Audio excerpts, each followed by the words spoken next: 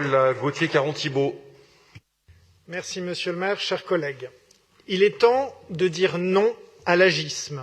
C'est ainsi que commence le récent rapport de l'Organisation mondiale de la santé.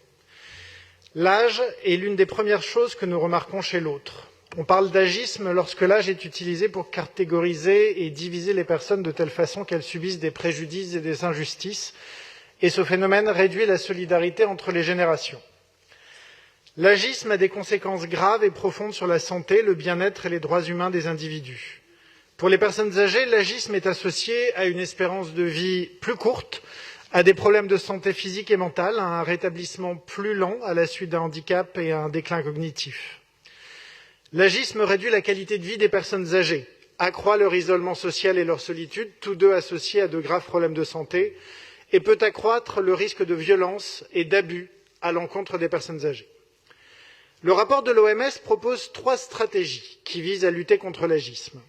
Des actions politiques et législatives de lutte contre les discriminations, des interventions éducatives à inclure dans les cursus de l'école primaire à l'université pour adapter la société future au vieillissement de sa population, mais aussi des interventions visant à favoriser les contacts intergénérationnels aujourd'hui, tout au long de la vie.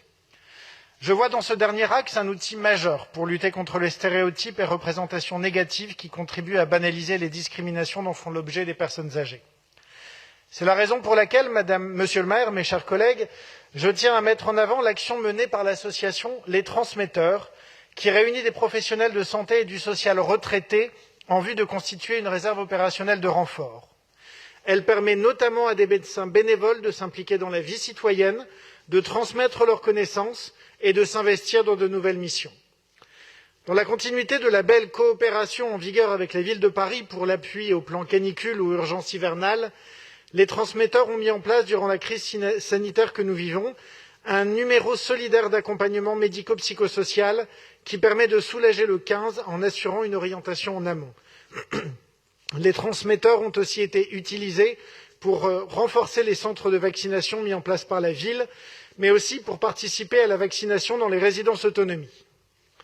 Derrière cette dynamique qui émane des retraités eux-mêmes, il y a une volonté forte de garder, de construire une place dans une société qui peine encore à imaginer le lien qui doit l'unir à celles et ceux qui ne sont plus en emploi et encore autonomes. Or, quand on parle de ces personnes, on parle de plus de 90% des retraités. Plusieurs associations officient dans ce champ, que ce soit Hold Up pour la prise en compte de la vie des seniors dans les politiques publiques, toutes les associations de mécénat de compétences qui mobilisent les retraités comme ECTI, EG ou RESAC, toutes les structures qui accompagnent les jeunes vers la culture comme Lire et faire lire, sans compter dans nos arrondissements les associations de soutien scolaire qui sont souvent le fait également de retraités.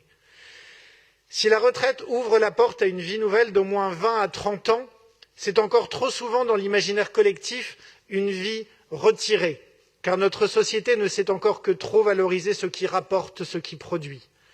Mais pour reprendre le titre d'un livre que vous avez dans votre bureau, Madame la maire, le livre de Chapon et Houdinet, on se trompe sur les vieux, et ils nous le rendent bien.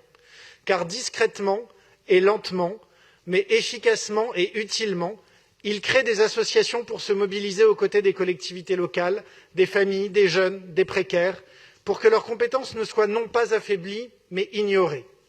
Et c'est tout l'honneur de la ville de Paris, membre du réseau francophone des villes amies des aînés, de soutenir ces associations à qui il faudra bien un jour donner de la visibilité par un label, une charte, un annuaire pour leur permettre de se rencontrer, pour permettre aux retraités de s'orienter vers elles et pour permettre au pouvoir public de construire leur politique publique avec elles à leur juste place.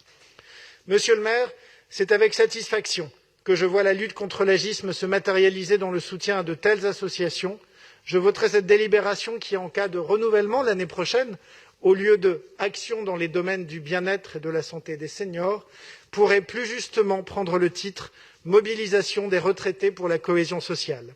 Cela donnerait un coup de jeune aux politiques pour les vieux, mais je sais que Madame la maire en charge des seniors a cela à cœur. Je vous remercie. Merci.